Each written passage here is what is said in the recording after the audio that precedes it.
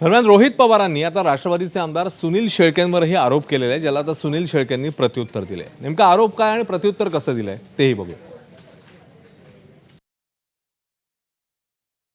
सुनील शेळकेंना मला एवढं सांगायचं आहे, तुम्ही 25-30 कोटी विकास निधी मिळावा म्हणून भाजपबरोबर बसलेला आहात. तीच ती भाजप ज्यांनी अजूनपर्यंत तुमच्या सगळ्यांची मागणी असताना दादांचा प्रस्ताव CBIकडे पाठवलेला नाही, दादांचा FIR अजून स्वीकारलेला नाही. तिथं जे VK सिंग नाही तर VSR याच्यावर अजूनपर्यंत कुठलीच कारवाई झालेली नाही. त्यामुळे तुम्ही आज सत्तेत का आहात तर फक्त 25-40-50 कोटीसाठी. आम्ही सत्तेच्या बाहेर का आहोत? आम्ही विचारासाठी आहोत. दादांचा घात आहे की अपघात आहे, यांना कोण पाठीशी घालते, हे जे खुर्चीसाठी सत्तेसाठी बोलत नाही आहेत, इतकं खोटं सातत्यानं बोलत आलेत की त्यामुळं महाराष्ट्राच्या जनतेलासुद्धा खोटं बोलून बोलून खरं वाटायला लागलेलं आहे.